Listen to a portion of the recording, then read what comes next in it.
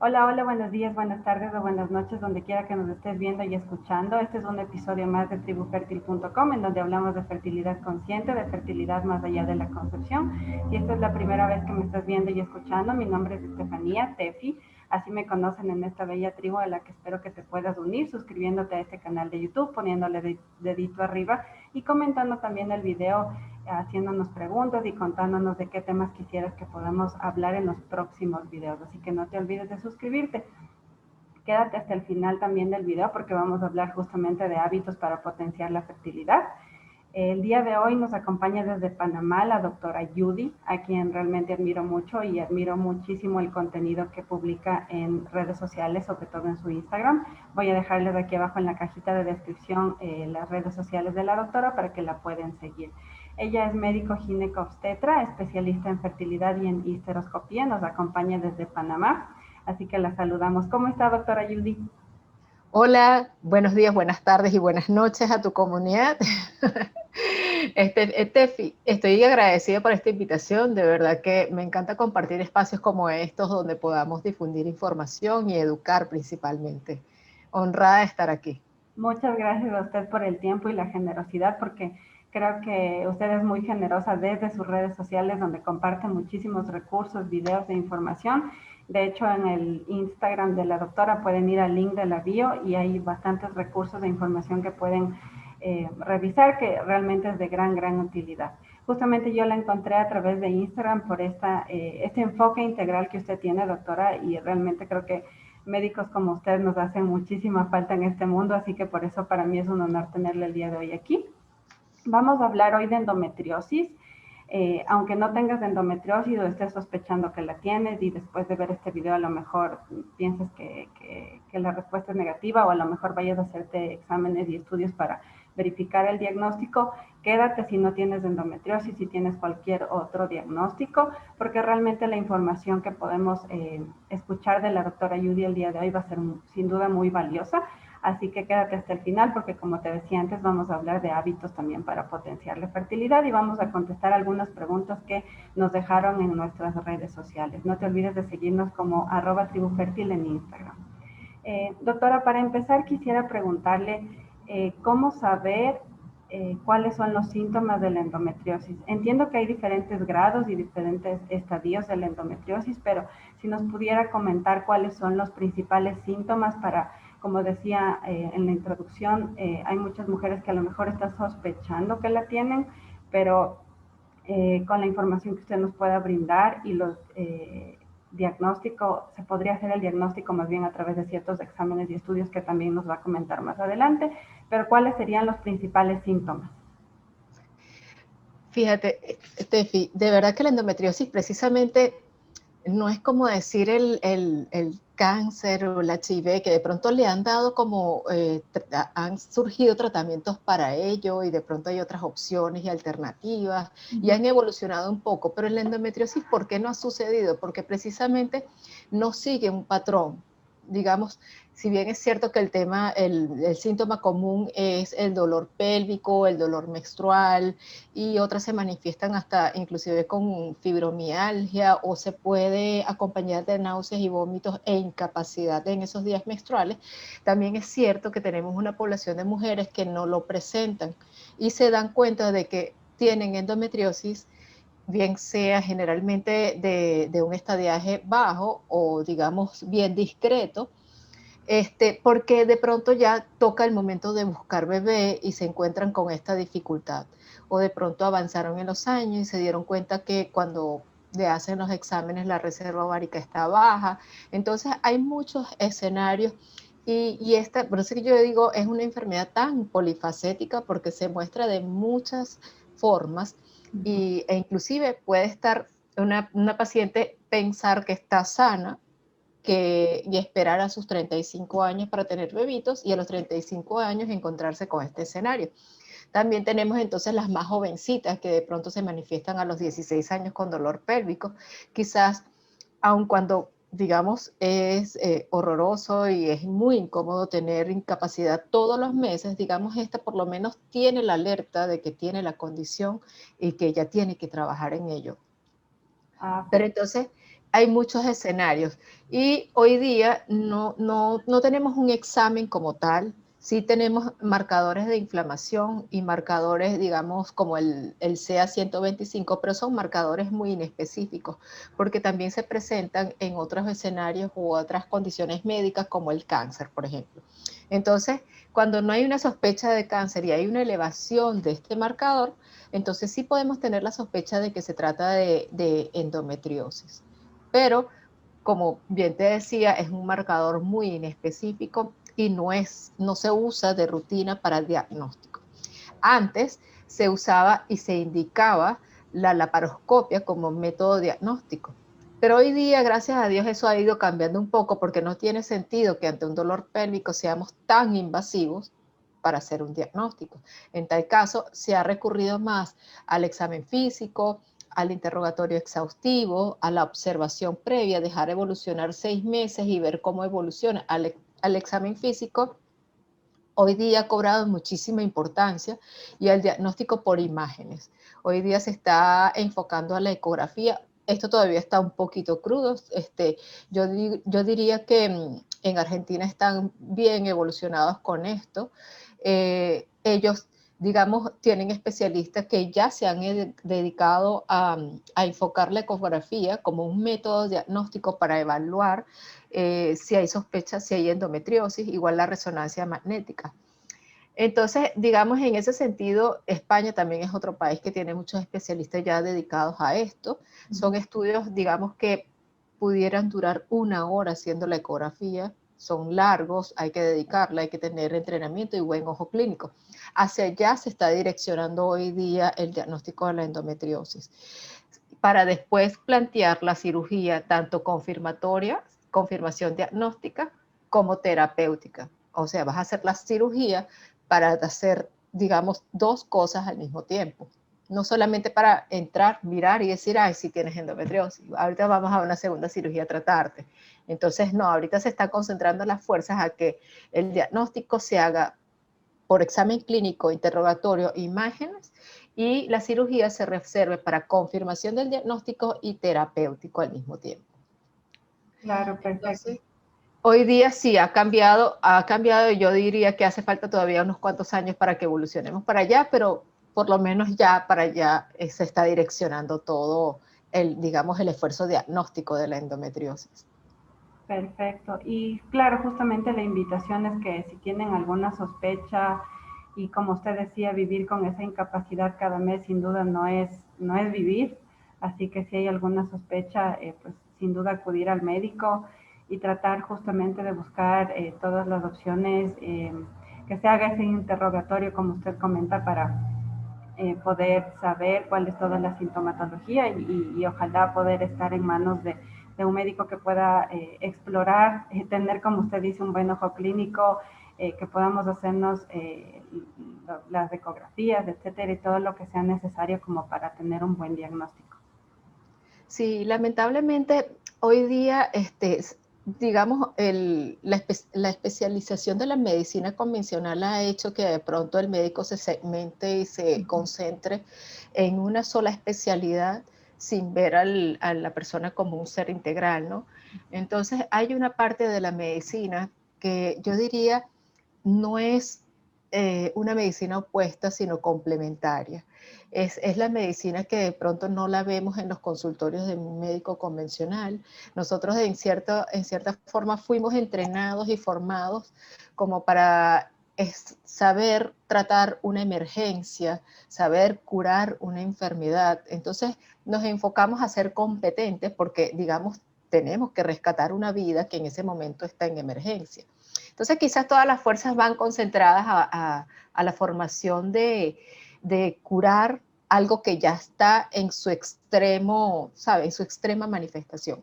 Pero en una paciente que de pronto siente esos síntomas y que no entra dentro del rango de la emergencia, pero que tiene esa dolencia todos los meses, esa paciente es la que, digamos, hay que tratarla desde el punto de vista terapéutico y desde el punto de vista preventivo.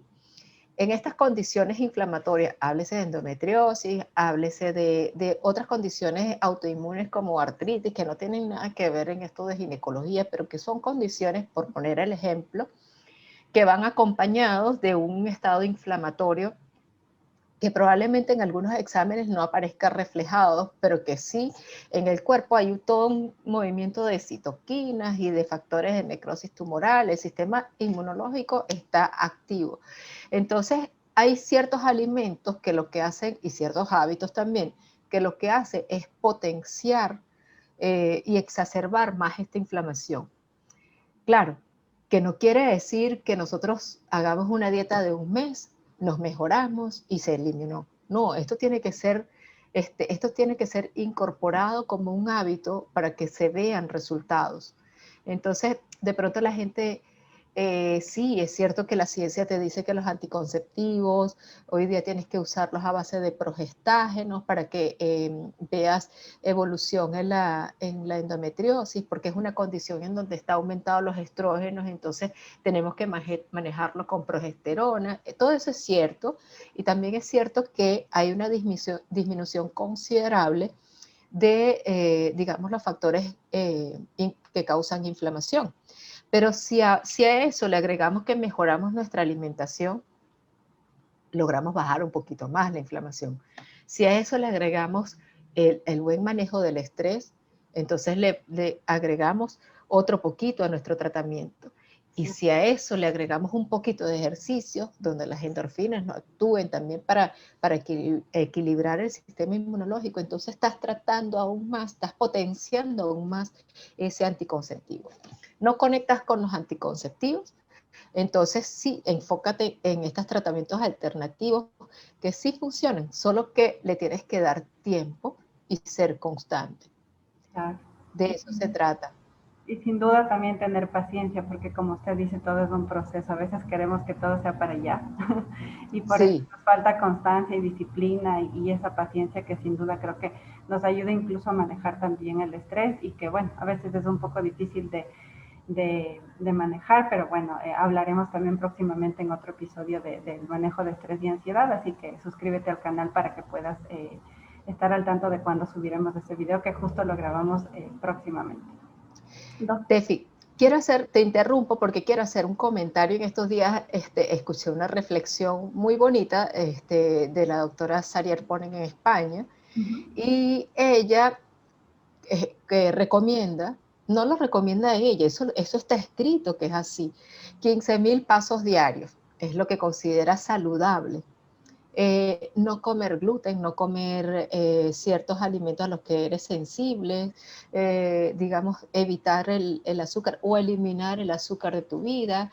Hay ciertas, y ella hacía la reflexión porque muchas personas le escribieron que eso era irreal, que eso era poco realista. Y es cierto, quién logra caminar 15.000 pasos si tienes que trabajar, si tienes que estar, y hoy día en pandemia que tienes que estar pegado a una pantalla? Pero ella hace la reflexión, pero al menos intentas hacer 2.000, no importa, esa es tu realidad, pero mientras más te acerques al escenario ideal, que sería caminar, que no vivas con estrés, que no estés expuesto a pantallas, es verdad que eso es real, pero si tú haces un pequeño esfuerzo por acercarte a eso, a lo ideal, créeme que la diferencia es grande. Bajas muchísimo el nivel de inflamación, baja muchísimo la condición de estrés. Si, digamos, tú te creas la rutina de apagar las pantallas a las 9 de la noche porque tú te vas a dormir a las 10, entonces, digamos, te acercas un poquito más a un estado saludable. Es totalmente cierto que es difícil llegar, digamos, al 100%, pero lo ideal es que si no llegas al 100%, al menos intentes llegar al 50%. Entonces quiero traerles también esa reflexión, porque la gente de pronto, mucho queremos vivir en el todo o nada. Si no lo logramos, lo tiro por la borda, y la verdad que entonces eso es más perjudicial. Si un día te provocó comer gluten, hazlo, y ya tú sabes que a los días siguientes no lo vas a hacer y volviste otra vez a tu a tu carril. Entonces, es un poquito crear la conciencia de que no lo tires todo por la borda. Tu salud, todo eso que llevas, que estás haciendo, tu cuerpo lo reconoce, tiene una memoria y te lo agradecerá. Y si vuelves a tu otro estilo de vida, tu cuerpo va a reaccionar de la forma que reaccionaba antes. Claro, sin duda. Tener conciencia, pero también no irnos a los extremos, ¿no? Porque a veces también al irnos a los extremos de, como usted dice, tirar todo por la borda, también viene el estrés. Entonces el estrés no es muy buen amigo de justamente de la salud, de la fertilidad. Entonces creo que es muy bonito lo que nos acaba de comentar y muy interesante para poderlo implementar en nuestros hábitos diarios y en nuestra vida. Justo quería preguntarle para ya empezar a hablar de fertilidad. Había escuchado y había leído que hay dos tipos, digamos, de endometriosis, me corrige si esa es la forma correcta de decirlo. Uno que son los quistes o los endometriomas y otro que son las adherencias que se pueden ir por fuera de ciertos órganos del cuerpo. ¿Es así? Y si es así, ¿es necesario previo a una concepción de forma natural o a través de proceso de reproducción asistida hacer una cirugía? Fíjate, en realidad son tres tipos, ¿no? La endometriosis ovárica, que es la que se instala, la más fácil de diagnosticar, porque ecográficamente la vamos a ver al lado del ovario haciendo quistes, Uh -huh. quistes achocolatados.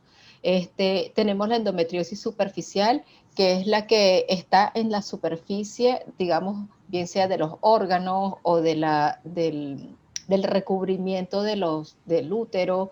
Generalmente van a estar en lo que llamamos el fondo de saco posterior, que es como, digamos, un fondito que se encuentra detrás del útero, forma como un hoyo. Muchas veces encontramos la endometriosis allí y bueno, eso sí es causa de adherencias y de ahí viene la explicación a ciertos síntomas como por ejemplo el dolor durante el acto sexual.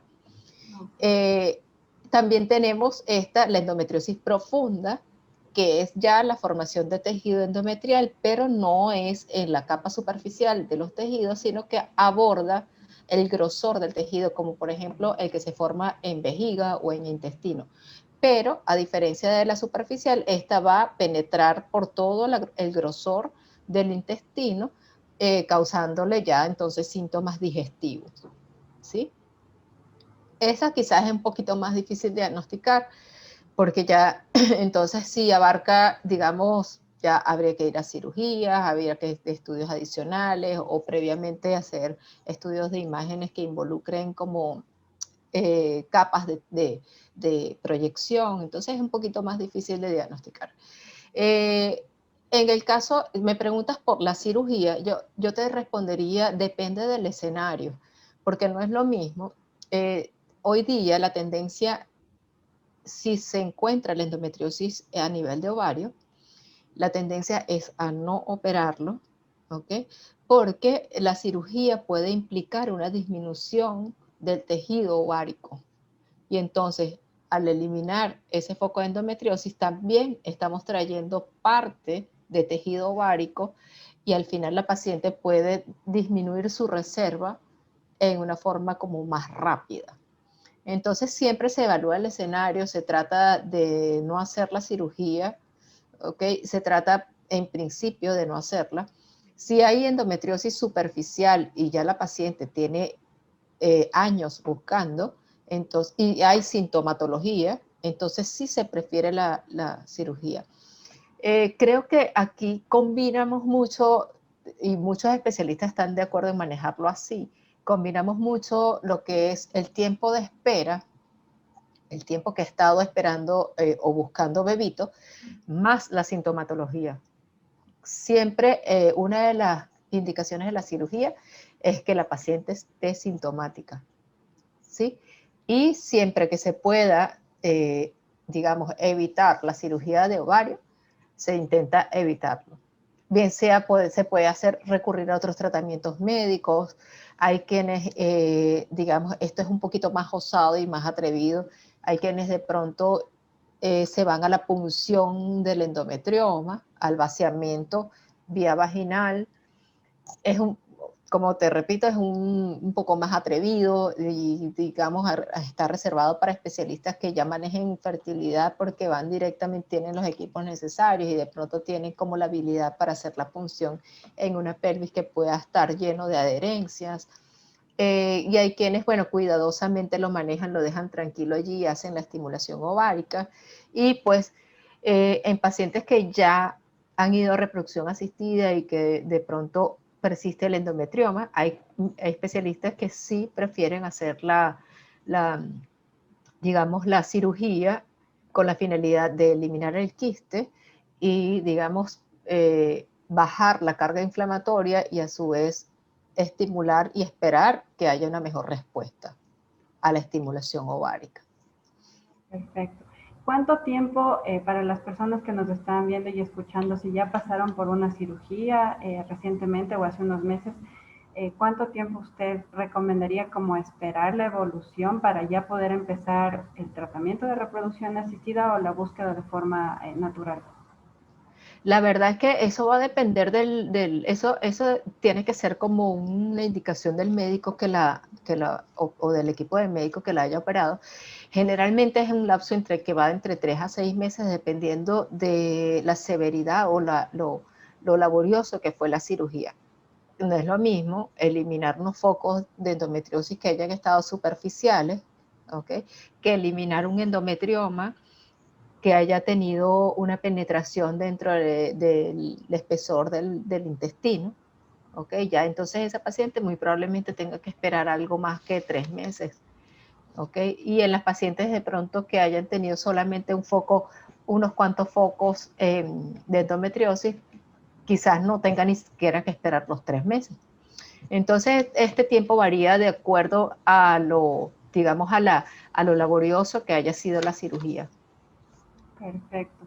Genial, creo que nos queda bien clara la información y justamente les recomiendo, usted tiene una masterclass justamente hablando de endometriosis con diapositivas, dura casi 2 horas y es maravillosa. Yo aprendí un montón ahí porque bueno, yo no padezco de endometriosis, pero justamente en la comunidad en la que estoy involucrada en esta maravillosa tribu se me han acercado mujeres a mí con esta condición, entonces por eso ha sido mi interés en investigar, en informarme y justamente creo que si quieren profundizar mucho más con el tema de la endometriosis, les recomiendo que vean la masterclass de la doctora Judy. Igual les voy a poner el enlace aquí abajo al link donde pueden encontrarla para que la puedan ver. Como les digo, tiene diapositivas de información bastante interesante en la que usted realmente es como una clase magistral, como justamente una masterclass en donde podemos aprender muchísimo más, sobre todo si estamos padeciendo esta condición y queremos informarnos muchísimo de ella.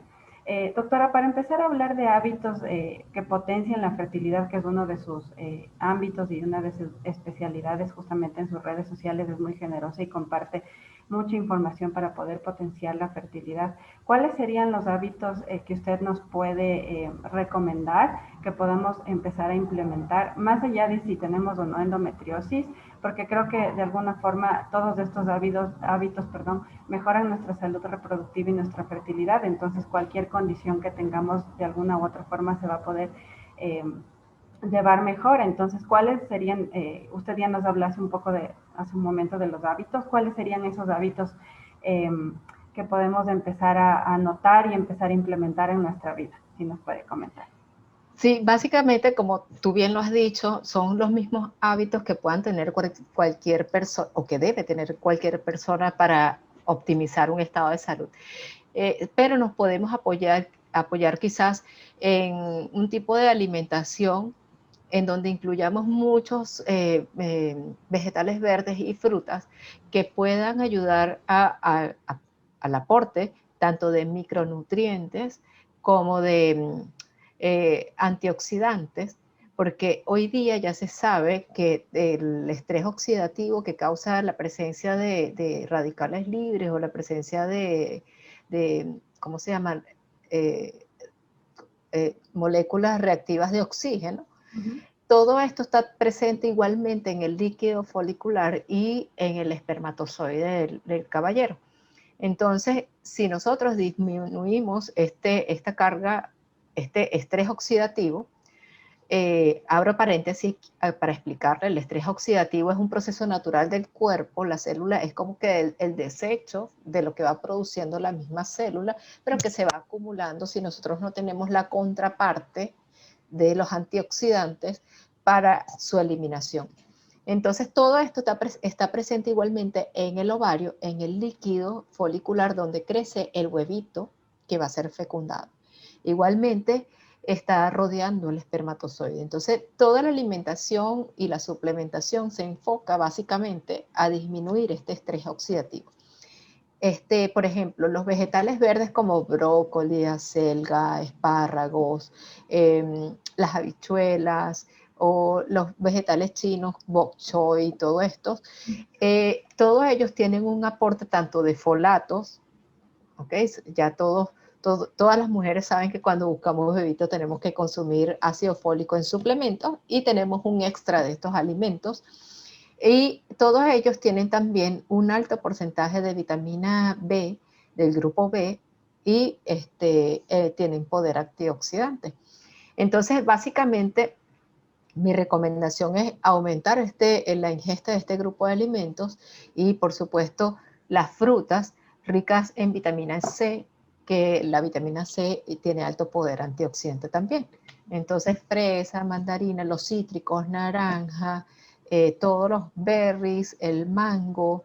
Claro, a esto también entonces tenemos que ponerlo sobre la balanza si la paciente tiene resistencia a la insulina o tiene obesidad, pues entonces ya sabemos que todo esto lo tenemos que ingerir en cantidades y en porciones bien limitaditas. Por otro lado, hay que disminuir considerablemente la carga de alimentos ultraprocesados. Son alimentos altamente inflamatorios. Si bien en un escenario de una paciente con endometriosis, lo ideal es eliminarlos. Ahora, en el escenario de una paciente que no tiene ninguna patología de base, disminuirlo al máximo y se puede dar, digamos, la libertad de hacerlo muy esporádicamente. El azúcar, yo digo, es el principal enemigo y increíblemente he tenido pacientes que cesan el consumo de azúcar y se embarazan. Entonces es algo así como, digamos, no es que probablemente haya la modificación de otros hábitos, pero ese definitivamente es uno que perjudica muchísimo.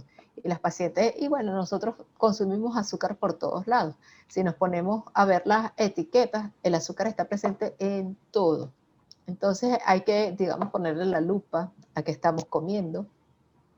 Y si bien es cierto que tampoco el uso de los edulcorantes es lo ideal es, digamos, disminuir el sabor, disminuir considerablemente todo lo que tenga el sabor dulce y tratar de adaptar las papilas a un sabor más neutro o a un sabor, digamos, poco dulce, porque esto es un proceso, digamos como que las papilas se van adaptando a eso y al cabo de poco tiempo necesitas como más para estimularla. Entonces es como un efecto bola de nieve, en donde ya el consumo no lo sientes dulce y consumes más y más y más. Entonces revertir eso es lo ideal.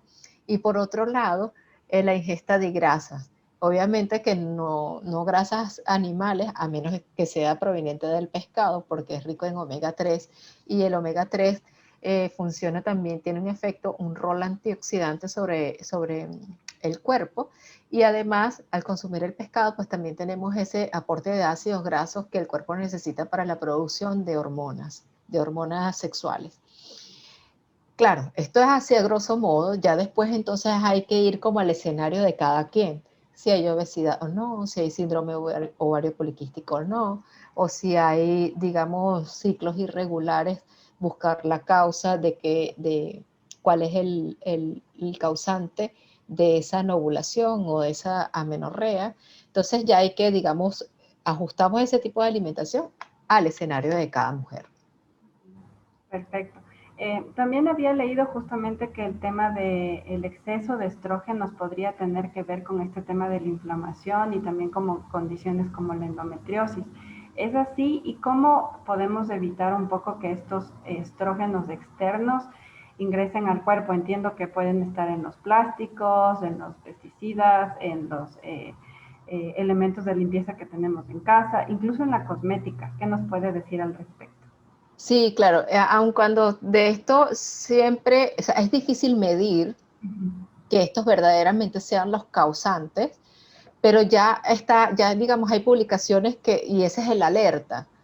Entonces, este tema del estrógeno no es algo, digamos, desde que nace. Todo empieza ya inclusive desde que estamos en la vida materna, o sea, en la vida, perdón, en el vientre de nuestra madre. Todo empieza desde allí.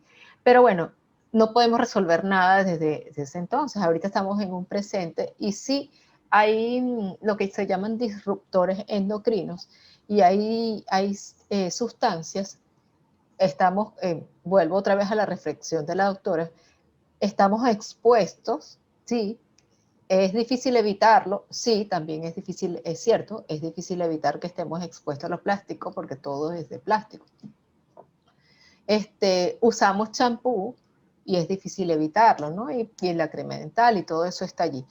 Pero sí podemos ponerle como un poquito de cuidado y de lupa a lo que consumimos en casa y a lo que compramos. Por ejemplo, los talatos son los que más perjudican y eso lo podemos conseguir en el champú y en el acondicionador, en las cremas que usamos para hidratar el cuerpo e hidratar el rostro. Entonces, solamente con que le pongan la lupa y que no contengan los talatos, entonces es algo que ya estás haciendo a tu favor. ¿Cómo actúan ellos? Ellos, por supuesto, cabello y piel absorben todo lo que tú le coloques. ¿Ok? Y eso el cuerpo lo va a ir absorbiendo. Ellas son moléculas que dentro del cuerpo humano tienen la capacidad de convertirse y, digamos, convertirse en una estructura que semeja al estrógeno y unirse a los receptores del estrógeno y así desencadenar el efecto que causaría el estrógeno. Entonces, evitando esto, podemos, digamos, mantener nuestros niveles normales. La obesidad es otra condición que causa hiperestrogenismo porque nosotros vamos a tener, digamos, producción exógena, no, extra a partir del tejido graso. Entonces, si hay sobrepeso y obesidad, disminuir nuestro porcentaje de grasa corporal es una forma de hacerlo. Otra forma de hacerlo es tratar el estreñimiento. ¿Y qué tiene que ver el estreñimiento en todo esto? Resulta que nosotros excretamos o botamos, eliminamos el exceso de estrógeno a través de las heces. Y algo que no sabemos es que el cuerpo humano tiene la capacidad también de recuperarlo de esas heces. ¿Ok? Entonces la paciente con estreñimiento, al permanecer más tiempo dentro del intestino, pues ese estrógeno que se suponía debería ser eliminado puede ser rescatado. Entonces, una forma indirecta de tratar ese hiperestrogenismo es evitar la constipación y el estreñimiento. Oh, qué interesante. Sí, hay muchas formas y bueno, claro, esto lo que sí es que no es realmente medible, porque de pronto tendrías que recurrir todos los meses, todos los días a un examen de sangre, y pues no es lo ideal. Además, nosotros tenemos fluctuaciones en el tiempo y de acuerdo al ciclo. ¿Okay? Nosotros estamos bajitas de estrógenos cuando nos viene la menstruación y eso va aumentando progresivamente a medida que transcurre el ciclo para después nuevamente bajar cuando nos acercamos a la menstruación. Entonces, no es medible, pero subjetivamente estas son los hábitos que podemos incluir en nuestro día a día. Perfecto. Usted en su masterclass justamente había hablado del NAC, NAC, N-acetilcisteína, y justamente una de nuestras preguntas en la comunidad fue de qué evidencia hay y si nos puede hablar un poco más del NAC, en cómo puede ayudar en esta condición con el tema de los quistes, endometriomas y adherencias. Si nos puede comentar un poquito más sobre el NAC. Sí, bueno, muchos de estos estudios por ética no se realizan en humanos, se realizan en modelos animales. Y la N-acetilcisteína es un componente que nosotros tenemos en el cuerpo humano, solo que, bueno, hay fluctuaciones, hay veces disminuye su producción o no alcanzan unos niveles altos como para que tenga un efecto terapéutico como tal.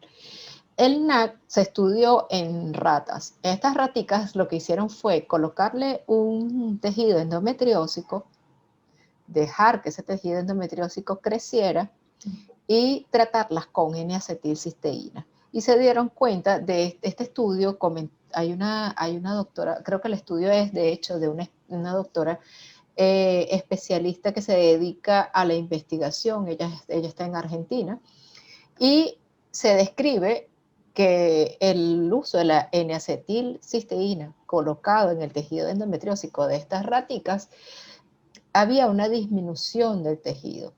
Claro, fue una disminución que lo describían de 1 milímetro, pero si bien es cierto, es poquito, nosotros podemos potenciarlo con alimentación, con otros hábitos y apoyarnos en el uso de la N-acetilcisteína, y el otro suplemento que tiene que ver también con la disminución de los endometriomas es el resveratrol.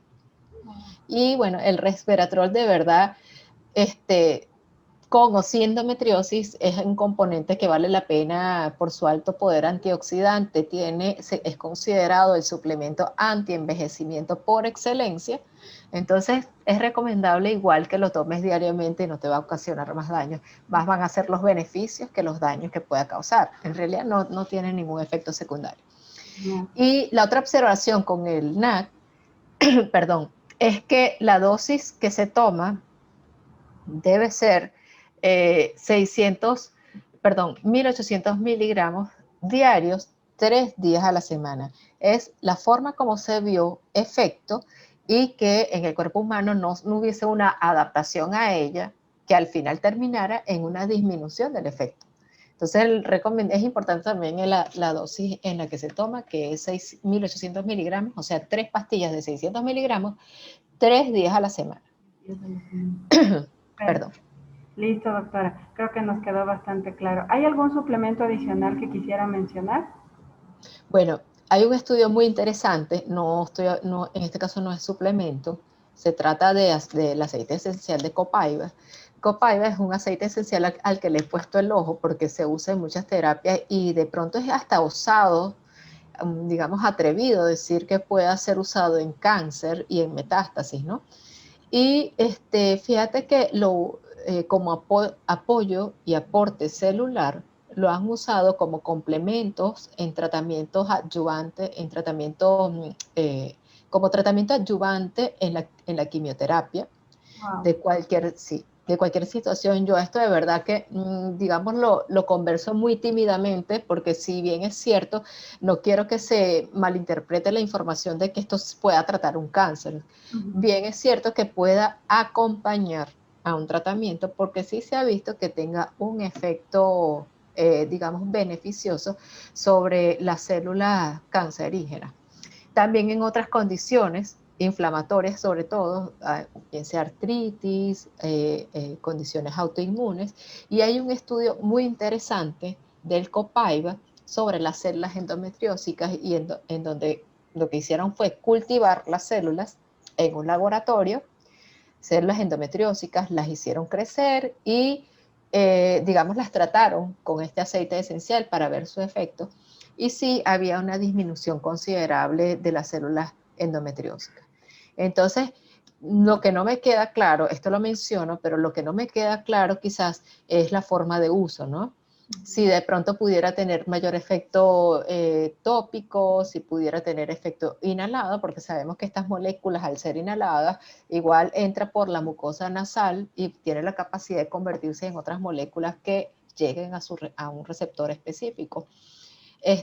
O la forma adecuada sea ingerida. Ese es un pendiente que me queda investigar, pero ya sé, por ejemplo, que copaiba es un aceite esencial que puede ser usado en la endometriosis y es un aceite al que le tengo como la lupa puesta para seguirla investigando. Genial, qué interesante.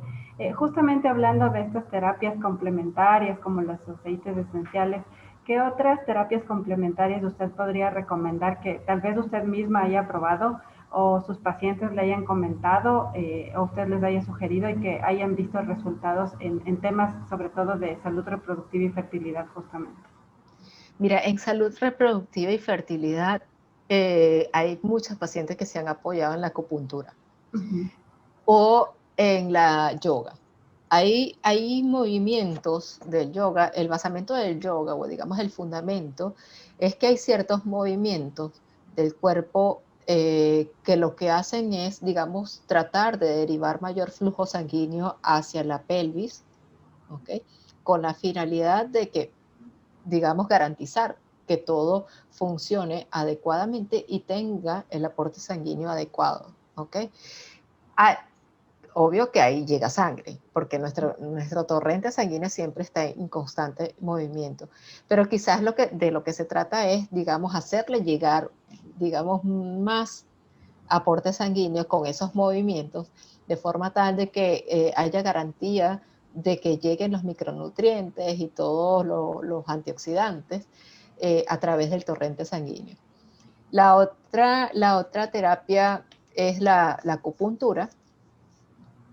Ahí, digamos, tengo una compañera de Instagram que siempre estamos hablando y actualizándonos al respecto. Ella trabaja la fertilidad y hay dos, digamos, dos puntos de vista o, digamos, dos formas de tratarlas. Una, a través de la ansiedad, porque sabemos que las personas que están buscando bebé y si no lo estás logrando, caen en un estado ansioso e inclusive hasta un estado depresivo. Entonces, esto sirve como para estimular un poquito, levantar el ánimo de estas pacientes y también ellas tienen como unos puntos claves a estimular que tienen que ver con la producción con la formación del ovocito o tiene que ver con la formación de un buen endometrio, de la buena, digamos, aporte de hormonas para el crecimiento adecuado del endometrio. Inclusive hay diferencias cuando se trata de una paciente de fertilidad natural, en donde el trabajo es quizás un poco más lento y toma un poco más de 3 meses, o una paciente que va a reproducción asistida, que desde el mes anterior ya puede empezar a trabajar con grandes beneficios. Wow. Entonces, son dos terapias en las que se pueden apoyar y de hecho hay algo que me dio curiosidad. Esto lo menciona, pero sin embargo no lo he averiguado. Quizás tú me puedas ayudar si tienes algo de referencia con respecto a esto. Y es que la cantante Celine Dion de Canadá, no sé si ustedes la conocen o la siguen, ella era desde muy joven, se enamoró de su manager que le llevaba muchos años, ¿no? Ellos tenían muchos años de diferencia. Él ya falleció, pero ella cuando tuvo a sus bebitos, ya él era como mucho más mayor que ella y tuvieron que recurrir a la reproducción asistida y ella se apoyó en la acupuntura. Entonces, esto es un pendiente que me queda por averiguar. Esto sé que fue así por algún comentario que me hicieron, pero fíjense que, digamos, aun cuando vayas apoyándote de una reproducción asistida, vale la pena que te acompañes o bien de psicoterapia, si eso es lo que conecta contigo, porque te ayuda al apoyo emocional, a manejar la ansiedad, el estrés que siempre van de la mano en estos tratamientos de reproducción asistida, bien sea porque son muchas inyecciones, bien sea porque te estresa equivocarte, bien sea porque siempre uno está pensando y si da negativo, ¿qué hacemos? Sí. Te da miedo que sean muchos tratamientos, que este no sea el primero, que llegue un segundo y no sea, o te da miedo pensar que nunca llegue el positivo. Entonces, eso siempre está aquí cuando uno va a hacer esos tratamientos de reproducción asistida. Entonces vale la pena, o bien que te apoyes en psicoterapia, o bien que te apoyes en algunos de estos tratamientos alternativos en donde puedas manejar la ansiedad y que además ayuden, digamos, a potenciar, a condicionar ese estado óptimo de tu cuerpo y prepararlo para la reproducción asistida. Sí, sin duda, todo suma, como decía usted al principio. Así es. Así es. Y justamente en algún episodio próximo espero poder tratar el tema de la acupuntura. De hecho, lo tengo como anotado en mis pendientes, pero sí me parece que es un tema bastante interesante. Yo de hecho lo usé para el tema del síndrome del ovario poliquístico y sí siento que me ayudó. Realmente no fui muy constante, tengo que ser sincera, pero tengo como por ahí en mi intuición y tengo un clic de que quiero volver a hacerlo, así que bueno, voy a tratarlo también, se lo prometo, y también le pasaré el video y la información que pueda recabar al respecto para su investigación también. Doctora, quisiera hacerle unas preguntas que nos hicieron en redes sociales. nos preguntaron, uno, ¿por qué se producen los abortos espontáneos? La teoría que hay de los abortos espontáneos es que genéticamente debe haber un error. Entonces son bebitos que o bien el corazón no les late o son, digamos, son embriones que no están adecuados para el crecimiento y simplemente el corazoncito deja de latir por eso, porque no, digamos, no es compatible con la vida. ¿Sí? Yo creo que no es la mejor, digamos, no es el mejor comentario para darles ánimo a las chicas que hayan pasado por esto, pero cuando yo lo analizo en frío, yo me pongo a ver y yo digo, oye, menos mal que es así, porque yo no quisiera ver el escenario de que un bebé crezca y cuando nazca la mamá o digamos, el niño no es incompatible y fallece al nacer. Entonces ese es un escenario que yo no quisiera tenerlo ni como mamá ni como especialista. Entonces el hecho de que, digamos, el corazón deje de latir en ese instante es algo que, digamos, bueno, esperemos que si es por genética, Dios sabe lo que hace. Y pues hay otras condiciones ya difíciles de saber en ese momento que ya ocurrió la pérdida, como por ejemplo, cuando hay síndrome ovario poliquístico, el cuerpo lúteo no se hace suficiente para la producción de progesterona y cuando esos niveles bajan, pues nos ponemos en riesgo de pérdida. Ese puede ser otro escenario. Claro. Entonces, es difícil saber, digamos, llegar a una causa. Sin embargo, la teoría siempre apunta a que la causa más frecuente es la genética. Perfecto. Bueno, creo que claro, como decía usted, depende de cada caso, pero sí, hablábamos hace un momento de la psicoterapia y si alguien que nos esté escuchando pasó por un tema de aborto, creo que sin duda trabajar ese duelo sería muy importante, sobre todo si está en búsqueda de un futuro embarazo también, para poder sanar eso a todos los niveles, emocional, espiritual, mental, etcétera. La otra pregunta es, bueno, creo que esta pregunta de alguna forma ya ha estado siendo contestada, pero no sé si quiere acotar algo más. Es si la endometriosis se puede sanar de forma natural y de ser así, ¿cómo hacerlo? Sí se puede, pero yo diría más bien hay que ajustar la paciente a lo que le funcione. ¿Sí? Porque si bien es cierto que hay algunas mujeres que le funcionan los anticonceptivos, a otras no. Pero ella pregunta de forma natural, ¿cómo hacerlo? Tienes que hacer un arduo trabajo y un gran esfuerzo por su alimentación, por sus hábitos, y el ejercicio es algo muy importante, porque la disminución, el ejercicio, aun cuando en la sociedad lo vemos como algo que apunta a la salud o que apunta al, digamos, a la silueta, al buen físico, no solo es eso, el ejercicio va más allá. Cuando hacemos ejercicio nosotros producimos endorfinas y también se activan una serie de neurotransmisores y aunque no lo creas, hay un efecto antiinflamatorio de hacer ejercicio. Digamos, no es algo que se mida diariamente, no es algo que nosotros mandamos al laboratorio y digamos, vamos a medir cómo están tus niveles, si haces ejercicio o no. Simplemente se nota, es muy notorio la diferencia, digamos, dos pacientes que tengan la misma enfermedad, una que hace ejercicio y la otra que no lo hace, hay una gran diferencia en cuanto a la sintomatología. Háblese esto se ve mucho, más diferencia se nota es cuando se trata de una enfermedad autoinmune donde haya repercusión en las articulaciones. La paciente que hace ejercicio va a tener mayor movilidad, va a tener menos deformación de las articulaciones, va a tener menos inflamación. Y si con esto además te ayudas de la alimentación, entonces vas a potenciar ese efecto antiinflamatorio. También nos podemos ayudar de suplementos antiinflamatorios, cúrcuma, jengibre, te puedes apoyar en el uso de aceites esenciales, copaiba, igualmente cúrcuma. El manejo de la ansiedad y el estrés es importante. Es cierto, no vamos a renunciar al trabajo porque es estresante. Tenemos que aprender a trabajar aprender a dominar ese estrés y mantener nuestro trabajo. De eso se trata. Entonces, hay digamos, ese es el hábito más difícil. Sí, sin duda.